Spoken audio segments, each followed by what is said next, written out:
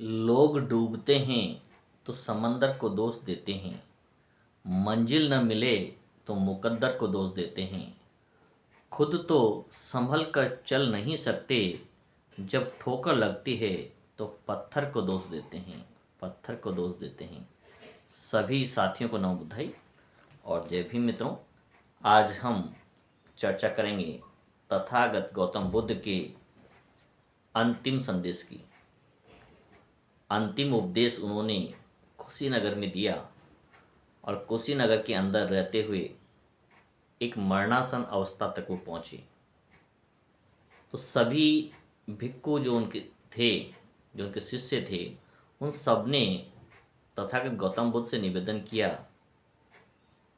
कि हे बुद्ध, हे तथागत, आपका अंतिम समय नज़दीक है, तो कृपया इस संघ का किसी को मुखिया बना दिया जाए।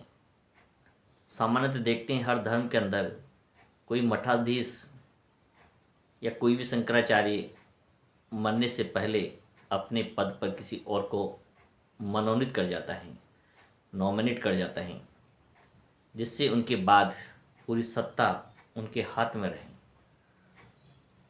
और नीचे के लोगों में जो संघर्ष चलता रहता है वो इसी सत्ता को पाने के लिए चलता रहता है। नहीं, तथागत गौतम बुद्ध ने कभी भी अपने जीते जी किसी को भी इस संघ का स्वामी नहीं बनाया, इसका मुखिया नहीं बनाया। और उन्होंने कहा कि भक्तों, किसी भी प्रकार के मठाधीश की या संघ के प्रमुख के चुनाव की कोई आवश्यकता नहीं है।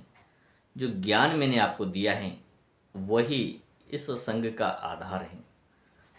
तो आज हम चर्चा करेंगे बुद्ध के अंतिम उपदेश की, जो उन्होंने कुशीनगर में अपने भिक्षुओं को दिया।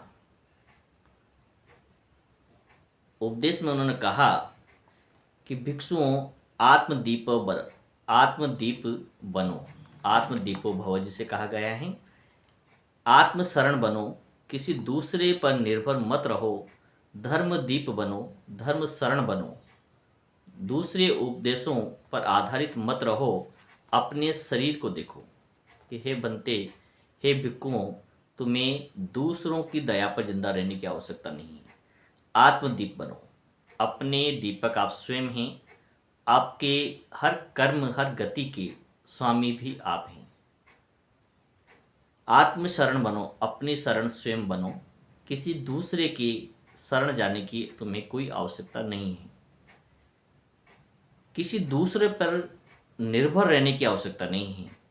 धम्मदीप बनो, धर्म के अंदर दीपक के समान बनकर प्रकाशवान हो और समाज को अंधकार से बाहर लाओ। धर्म शरण बनो, धम्म ही आपकी शरण है और जो मैंने उपदेश आपको दिए हैं उसके अलावा तुम्हारी कोई दूसरी शरण नहीं हो सकती है और नहीं तुम्हें कोई आवश्यकता है।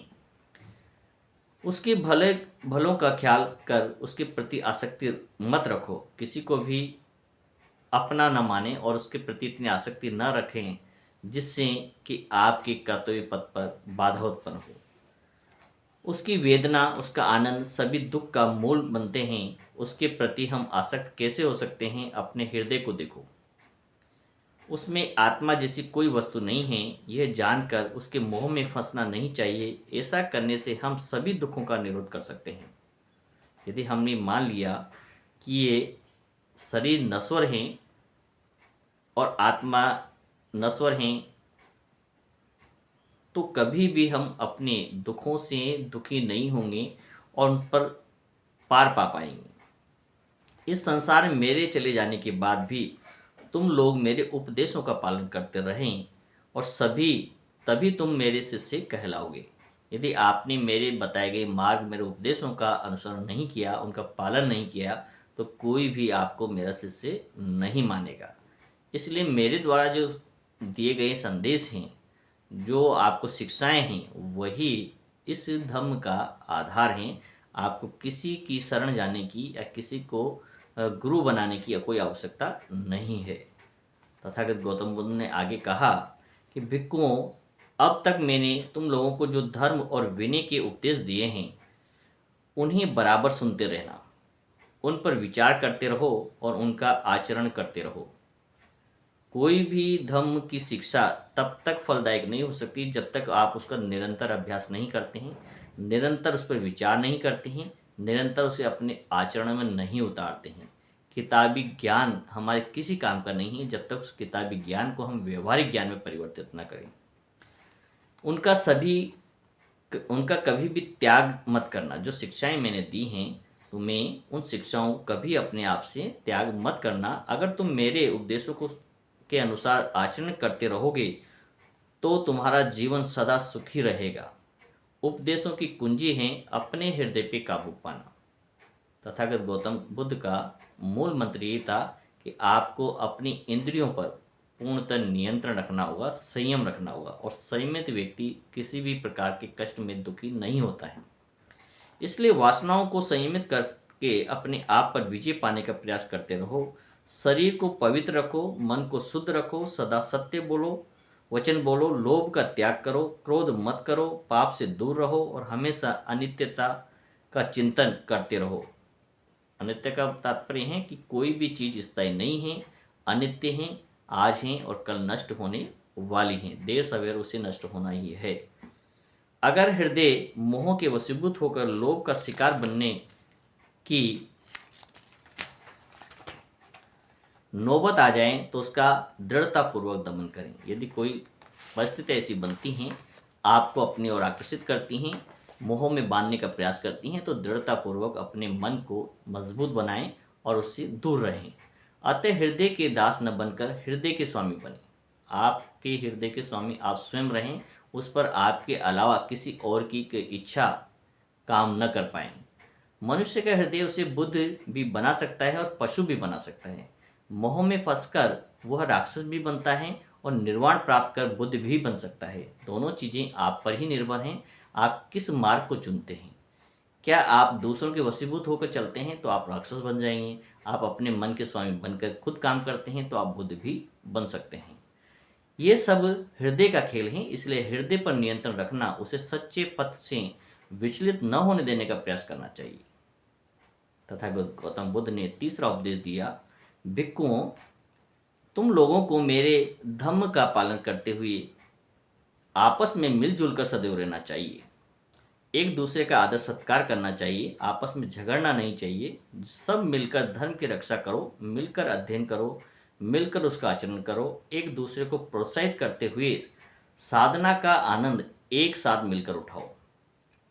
जब भी अवसर मिले सामूहिक साधना करें, एक दूसरे का सम्मान करें, एक दूसरे की बातों पर विचार और चिंतन मनन करें, और संयुक्त रूप से यदि आप काम करेंगे तो धम्म को आगे तक ले जा पाएंगे। बेकार की बातों में ध्यान देकर व्यर्थ की बातों को अपना समय बर्बाद न करें। इस धर्म का स्वयं साक्षात्कार करके मैंने तुम लोगों को जो उपदेश दिया है, अतः जो इन उपदेशों का आचरण नहीं करते हैं वे मुझसे मिलकर भी न मिलने के समान हैं। मेरे साथ रहकर भी मुझसे दूर हटे हुए हैं। दूसरी ओर उपदेशों के अनुसार आचरण करने वाला मुझसे दूर रहते हुए भी मेरे निकट हैं। यदि आपने मेरे बताए गए सिद्धांतों का आचरण किया तो आप चाहे मुझसे कितनी भी दूर रहें, मेरी मृत्यु हो जाए, फिर भी आप सदैव मेरे हृदय के नज़दीक बने रहेंगे।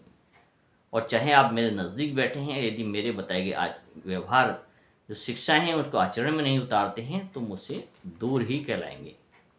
चौथा संदेश दिया, भिक्खुओं, मेरा अंत समय नज़दीक आ गया है। हमारा वियोग अब दूर नहीं है, फिर भी शोक करने की कोई आवश्यकता नहीं है, क्योंकि शरीर अनित्य है, खत्म होने वाला है, ये सर्वदा सत्य है। यह संसार अनित्य है, यहाँ कोई किसी का नहीं है। जो जन्म लेता है उसको मरना ही होता है।